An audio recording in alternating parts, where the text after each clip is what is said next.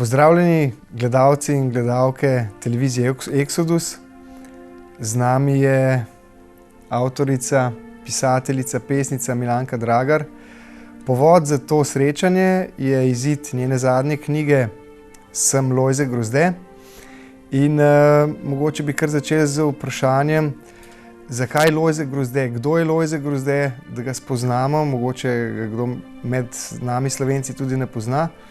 Pa kar prvo vprašanje, kako to, da ste se odločili za Lojzeta Grozdeta, da ga osvetlite njegovo življenje? Vse vas prisrčno pozdravljam. Grozdeta sem spoznala po besedah profesorja dr. Antona Staleta, ker sem ob prevajanju dnevnika svete Faustine Kovalske imela to čast, da sem bila pri gospodu profesorju, ki mi je nekega dne rekel, ravno kar sem oddal rokopis o Grozdetu, njegov življenjepis, ampak jaz takrat nisem vedela, kdo je to sploh Lojze Grozde, ker sem bila prepričana, da je to kakšen filozof, teolog, znanstvenik, ker je profesor Stale v glavnem pisal in premišljal o takih osebah.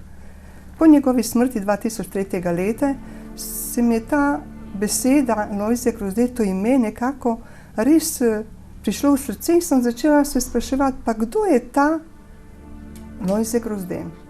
Tako sem začela raziskovati, spraševati, tudi nekako ljudje so bili bolj zaprti ob tem imenu in priimku, kar se mi je čudno zdelo. Zakaj bi v takšnem mladcu, takšnem fantu mladem, ki je rojen 23. maja 1927. leta v Gornjih Vodalah na Dolenjskem. In tako sem začela raziskovati njegovo delo, spraševala ljudi, znance. Se pravi, prva vaša knjiga Zvest križanemu, to je ta rdeče-črno Zvest križanemu oziroma podnaslov Mučenec Lojze Grozde. To je bila vaša prva knjiga, ki ste jo napisali, zgodovinsko, raziskovalno delo. Tle ste se zelo poglobili, če sem prav razumel to, na 550 straneh je predstavljeno življenje mladega Lojzeta Grozdeta. Kje so vse te informacije prišle v to debelo knjigo? To je pa res dolga pot bila teh preiskav, raziskav, zanimanj in v glavnem ta knjiga, ta življenjepis Zvest križanemu sloni na pričevanja Grozdetovih sošolcev, sorodnikov, ker takrat so še bili živi dve polsestri, potem pa teta Ivanka, ki je skrbela, sošolci in tudi ljudje, ki so pač na Mirni, Šentrupertu in tudi njegovi rojstni vasi poznali Grozdeta in hvala Bogu so še bili tako pri moči in so ga poznali, da so mi veliko pripovedovali, kar je zelo zanimivo, da recimo po 65 letih, takrat je bilo po njegovi smrti, so ljudje ob tem vprašanju, ali mogoče poznate Grozdeta, so vsi na moje začudenje rekli, seveda poznam, to je naš Lujzek. In so tako živo pripovedovali o tem fantu, kot da je to bilo včeraj. Razen teh pričevanj, ki so zelo pomembna, tudi za zgodovinopisje, glavni temelj te raziskovalne knjige, tega življenjepisa so pa dokumenti iz arhiva države Slovenije, potem iz arhiva šolskega muzeja, ki sem dobila tudi spričevala, tako da je tukaj res lahko trdim, da je to knjiga, ki sloni na verodostojnih dokumentih. In to knjigo je bila tudi uporabljena, če sem prav razumel, v postopku beatifikacije oziroma kanonizacije Lojzeta Grozdeta. Če lahko več kaj o tem poveste, kako je bila ta knjiga v bistvu uporabljena v tem postopku? Zelo je koristilo pravzaprav pri beatifikaciji, posebej pa sedaj v tem procesu za kanonizacijo za svetnika Lojzeta Grozdeta, to potrdilo oziroma poročilo politkomisarja prve udarne Tomšičeve brigade na Mirni, ki je napisal, ker so bili dolžni politkomisarji enkrat mesečno sporočati o ubistvih oziroma o dogodkih na bojišču, in to je Majcen napisal to poročilo, ki ga je dal oziroma poslal Centralnemu komiteju Slovenije in v tem poročilu izrecno piše, da je fant, ki so ga partizanski vojaki oziroma straža zajela na Mirni na Dolenjskem, našli pri njemu dokumente, ki so bili v resnici samo zgibanka Fatime Matere Božje, potem hoja za Kristusom in nič drugega, razen 2 propustnic, ki jih je moral imeti, ker je takrat Slovenija, to je zgodovinsko znano, bila razdeljena na nemški teritorij in italijanski. In ker je družina Lojzeta Grozdeta živela na italijanski strani, je rabil 2 propustnice. In avtor oziroma ta politkomisar piše v tem poročilu, da nobenih podatkov in dokazov ni bilo, ki bi lahko povzročili takšno obsodbo oziroma smrtno obsodbo. In piše, če bi jaz bil prisoten na brigadirskem sodišču, tega ne bi dovolil. Torej, to je dokaz, da je Lojze res bil nedolžen po tej njihovi propagandi in pač je Božja volja bila, da nam je Bog dal tega mučenca. Se pravi, vi ste ta dokument najdel v arhivu in čeprav razumem, je tudi v tej knjigi faksimile tega dokumenta in zaradi tega dokumenta je v bistvu sploh stekel cel ta postopek, čeprav razumem. Točno tako.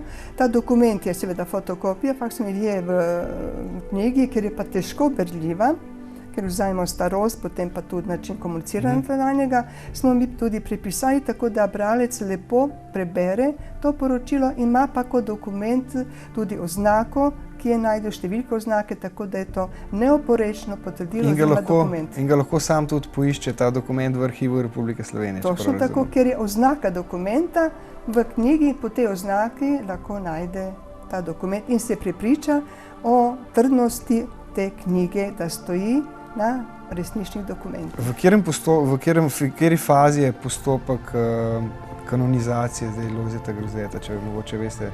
Tu, kakor nisem oseba, ki bi lahko takšen odgovor dala, jaz bi pač bralce in gledalce, ki jih to zanima, napotila na postulatouro, ki bo postulator sam povedal, v kam je ta proces prišel, ker to ni v moji domeni, da bi jaz lahko samo spoštujem.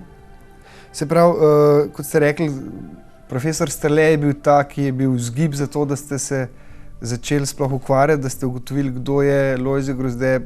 Dolgo pot ste naredili do tega, da ste izšle 2 knjigi na to temo, pa bi se še vrnil k profesorju Strletu.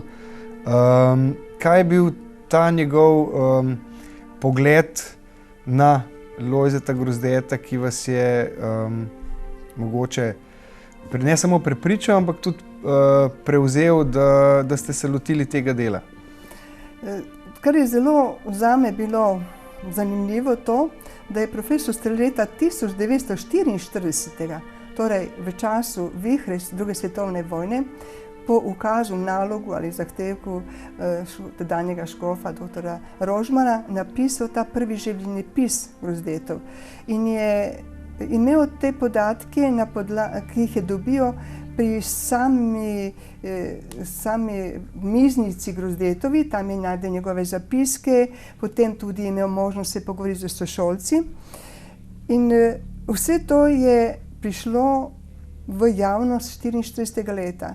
In ko se danes vprašam, kako je mogel profesor Strle v tistem času napisati takšno knjigo, potem pa vsekakor je tudi moja dolžnost bila in veliko zanimanje in spoštovanje do profesora Strleta in do mučenca Grozdeta, da tudi jaz se pozanimam in pač dam svoj nekak doprinos k temu velikemu liku obema pokončnima Slovencema in sem vesela tega, da sem spoznala. Se pravi, vi Grozdeta niste spoznavali samo skozi arhive, skozi neke dokumente, ampak ste govorili z pričevalci, ljudmi, ki so ga osebno poznali. Eden izmed njih je bil profesor Strle. Kaj pa ostali? Kdo so te ljudje? A so še živi? Kje so? Ja, takrat, ko sem začela spraševati, jih je bilo 48 še. Danes je pa teh 28 ljudi ni več med nami. In to so ljudje, ki so z Mirne, potem Šentruperta, iz njegove vasi, sošolci v Ljubljani, potem pa gojenci iz Marjanišča, ker Lojze je bil v Marjanišču, ker je po končani osnovni šoli na Studencu, po 6. razredu osnovne šole, prišel v Ljubljano.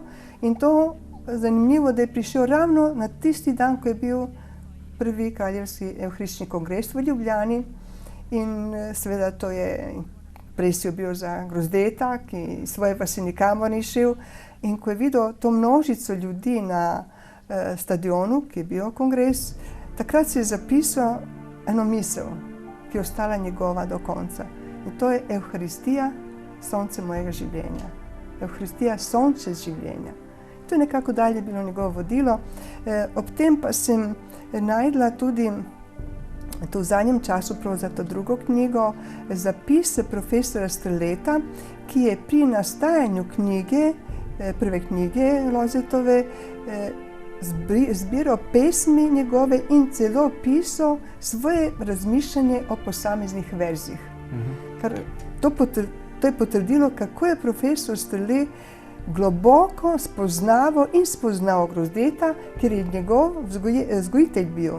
In še z tega stališča ga je res zelo dobro poznal in poskušal to spoznanje lastno in izkušnje, ki jih je imel kot vzgojitelj z Grozdetom, prenesti k nam v obliki knjige.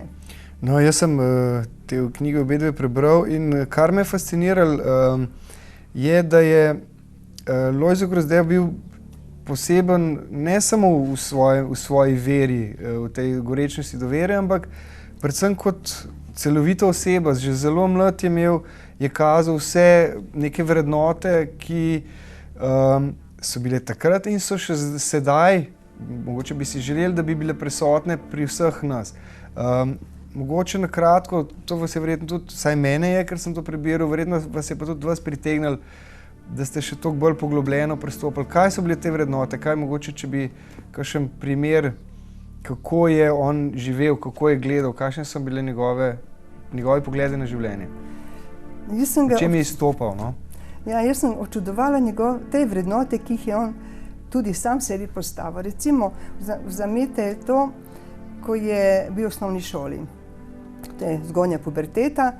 In Lojze je bil znan po tem, da je zelo rad pomagal svojim sošolcem.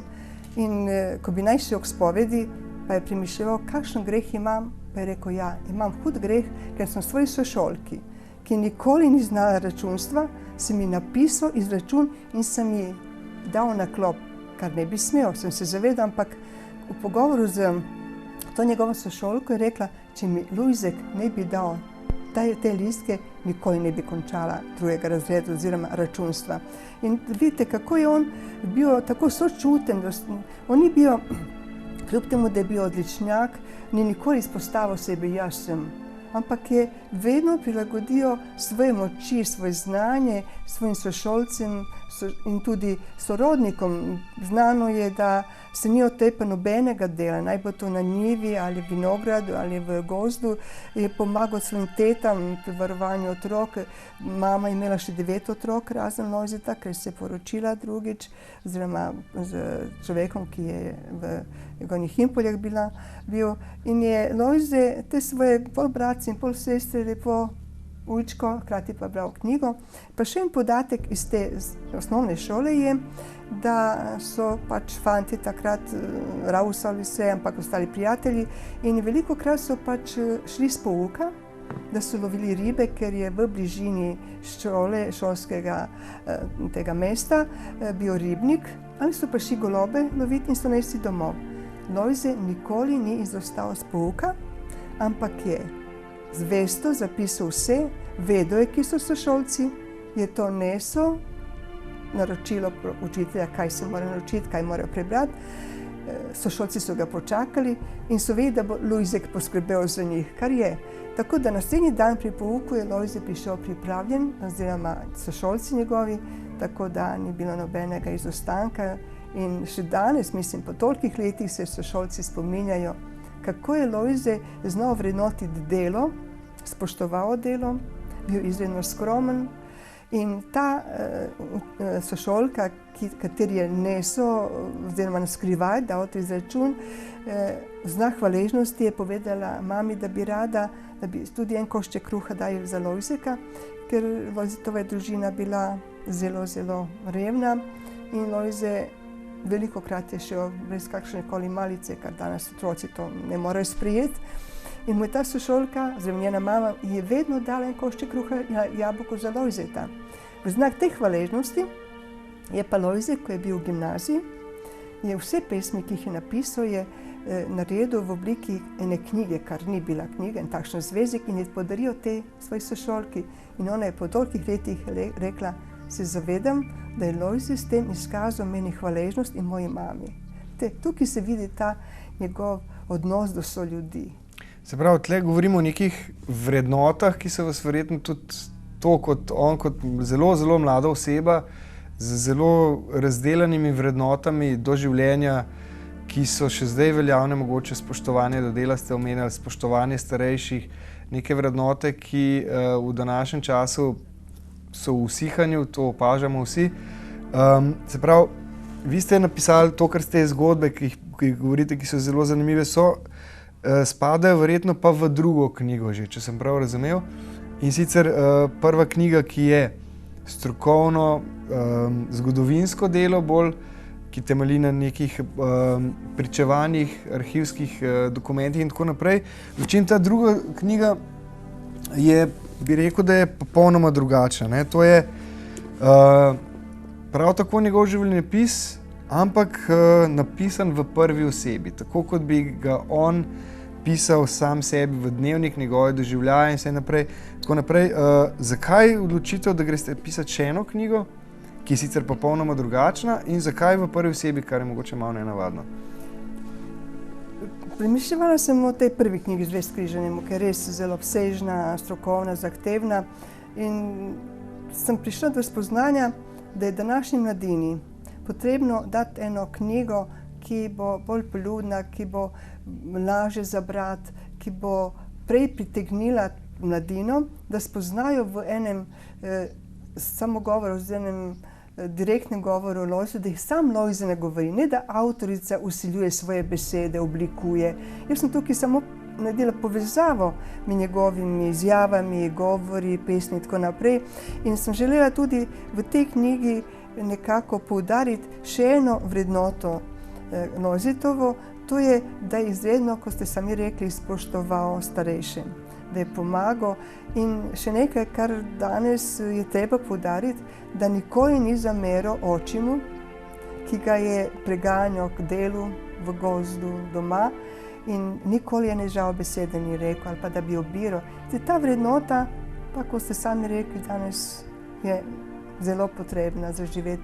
In v tej knjigi je prav Lojze nagovarja svoje sošolce z mladino in tudi manj mlade, da pač je treba v življenju zelo spoštovati delo, spoštovati človeka, imeti pravilen odnos do sebe, samodisciplino, ker če sami sebe ne spoštujemo in če nimamo reda v svojem življenju, potem bolj težko bomo z drugimi ljudmi se pogovarjali in zahtevali od njih tisto, kar mi sami ne naredimo. In zato sem prepričana, da bo ta knjiga res nagovorila mlade, da spoznajo našega mučenca blaženega Lojzeta Grozdeta ali po domači Lojzeta, ki je vztrajal v tem, da moram spoznati sebe, moram izpraševati svojo vest. In recimo zelo zanimivo zame je bilo njegovo prepričanje, da se treba zelo vljudno obnašati do deklet, jih lepo vljudno pozdraviti, ampak nikoli vdirati v njihovo življenje ali pa zahtevati od njih, da morajo biti pozorni. In to je ta vrednota, ki je prikaz njegove celotne osebnosti, en kamenček v mozaiku njegovega mladostnega, ker če upoštevamo, da je Lojze, ko je prišel v Ljubljano, je bil samo 12 let star, ne? Se pravi, mučenec, ne?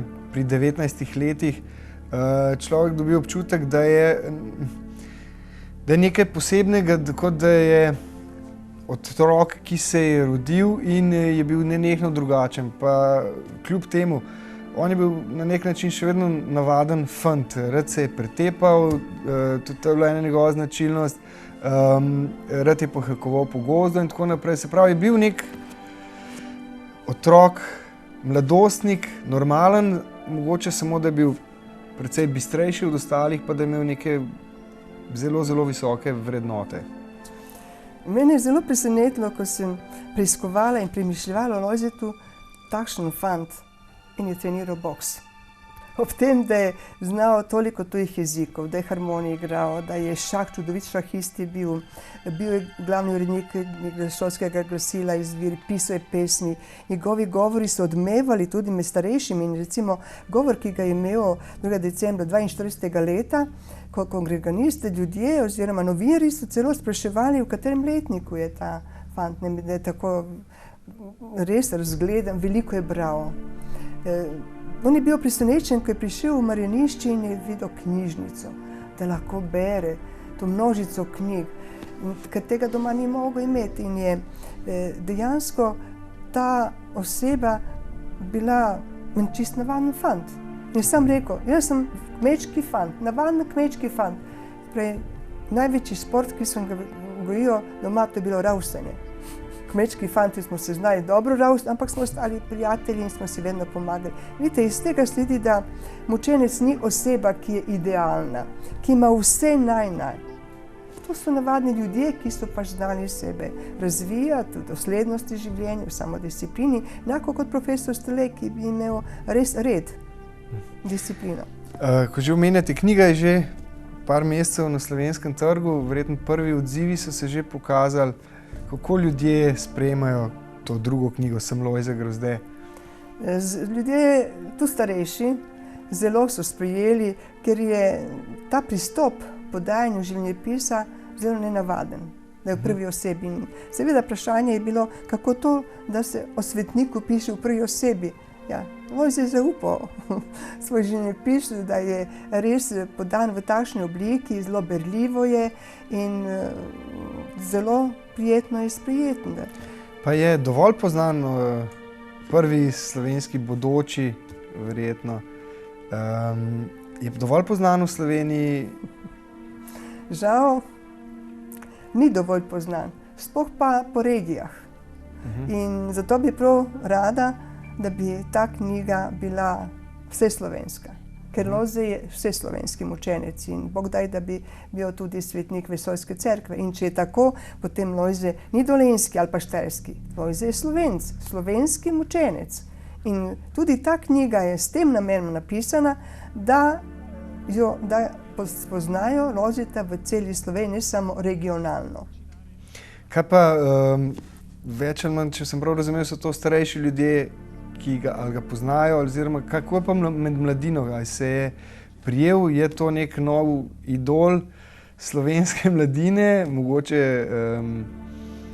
heroj, idol, ne vem, obstaja sploh ta možnost, da skozi knjigo in zgodbo nekega mladeniča vplivate na slovensko populacijo mladih?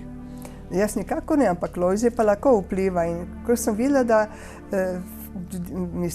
fantje, dekleta, ki so prebrali, so ga sprejeli in tudi v pogovoru z temi učenci, študenti, gimnazijci, vsi pravijo, celo se sliši, ko sem bila v eni osnovni šoli, ko bom velik, bom pa kot Lojze Grozde. Torej, mladina sprejema, premišljuje in če premišljuje o njegovih vrednotah, o njegovi osebnosti, o njegovem razvoju in njegovi vsesplošni navadnem človeškem obnašanju, potem je to sprejemljivo, da bodo ga otroci sprejeli, ker nič razen tega, da je vztrajal v šolanju, v učenju, v lastnem izobraževanju, v branju knjig, nič ni drugačen od njih.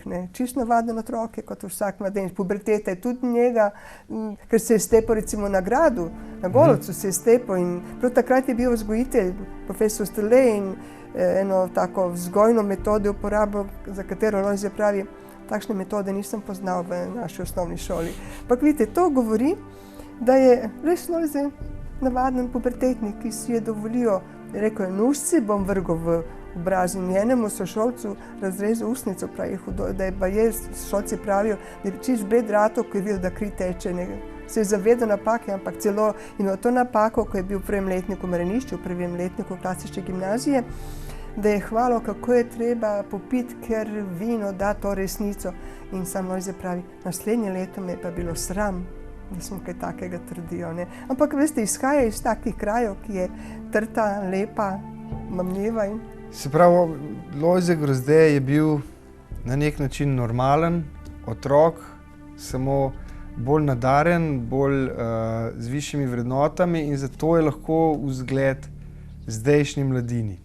Je to mogoče? Ja, jaz bi samo tej vaši izjavi dodala, da k vsem tem vrednotam, ki jih je on gojil in njegovem intelektu in dodati, da je bil izredno deloven. In je izredno spoštoval red. Recimo se pri Pogačarjevih, to je družina, ki ga je sprejela in ki je skrbela o njem, so igrali torok. Lojze se je hitro naučil, ker ga je zanimala taka igra, ki zahteva zbranost in tako naprej. Ampak, ko je prišla tista ura, ko mora iti v dom, v Marjanišče, je v sredi igre nehal. In je gospod Pogačar bil v začetku zelo jezen na to, da pač celo igro zapusti in gre, ker mora ob tej uri biti. In to so ga tudi učenci spoznali potem, da je pri Lojzetu ni bilo odstopanja od tistega, kar si on začutil.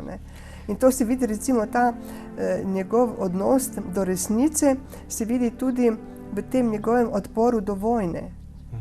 On ni bil človek propagator, on je želel mir, ljubezen, spoštovanje in mi je bilo hudo za te sošolce, ki so že v 4. letniku gimnazije odhajali k vojakom. Kot da bi slutil svojo smrt, to ste tudi napisali v knjigi.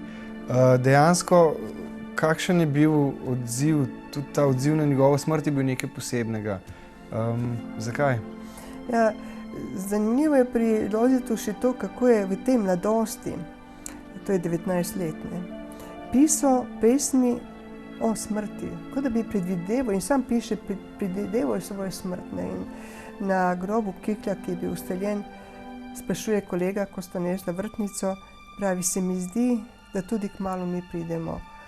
In kar me je zelo prijetno presenetilo, je ta izjava posameznih sošolcev, ki so takrat še lahko dali te izjave, da ko se je izvedlo v gimnaziji, posebej pa v Marjanišču, da je Lojze ubit in dobesedno Lojzeta ni več med nami.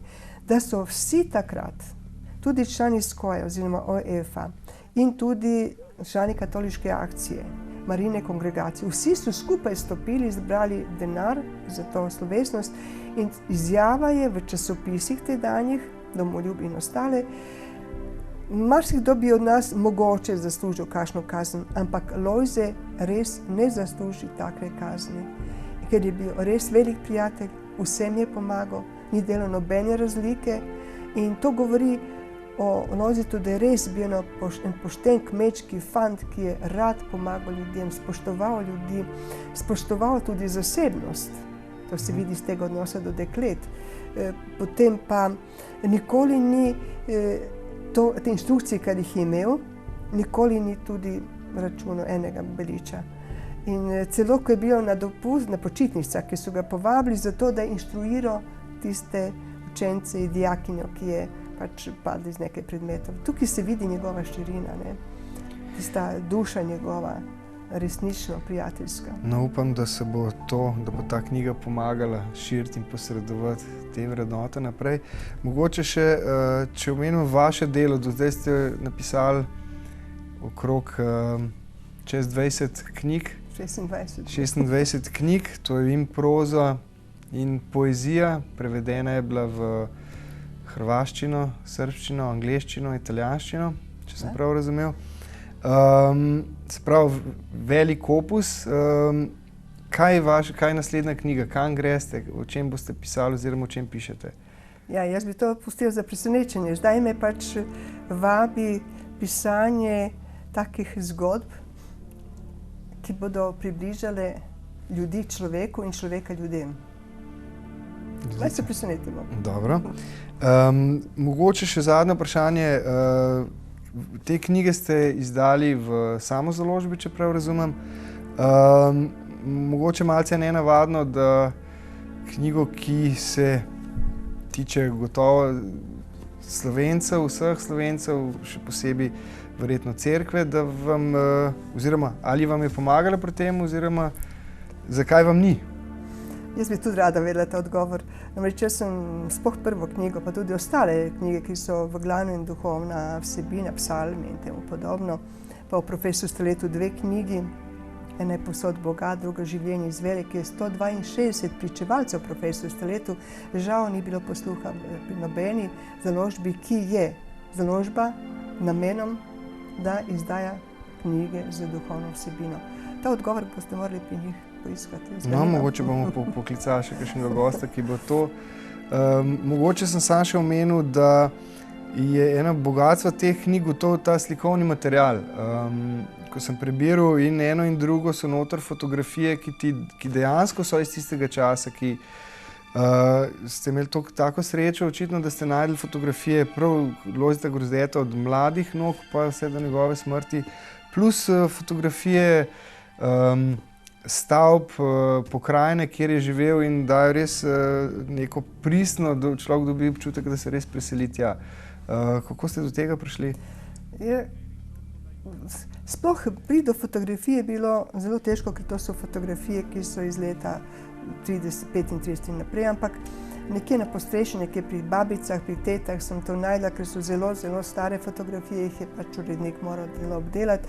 Sem pa zelo vesela, da so te fotografije obogatile knjigo prav v tistih delih, ki opisujejo pokrajino, ki je živel Lojze, ker se potem vidi, kako je Lojze ljubil domovino, kako je občudoval naravo in te njegove pesmi so čudovite. In če pogledate še panoramo, recimo, teh vasi, v katerih je bil on, človek potem, bralec, tudi spozna Slovenijo, ker verjamem, da marsikaj od Slovencev ne poznate kraje Malkovec pa Orle, pa tako naprej, ki je Lojze bil, pa Skrovnik, ki je prebival v času poletja, če o teti pomagati. Pa njegovo rojstno hišo, Gornje Impolje, ki je žal zdaj razpada in prav je žalostno, da en takšen svetnik, mučenec, bodoči svetnik, nima ohranjene rojstne hiše, kar se mi zdi, da Slovenija je res majhna, ampak je velika po svojih velikanih Slovencih. In te fotografije res bogatijo. Razen tega knjigo bogati še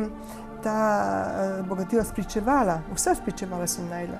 Žalostno je pa bilo na zadnjem spričevalu, ko je samo črta in piše ubit 1.1.1943 na Mirni.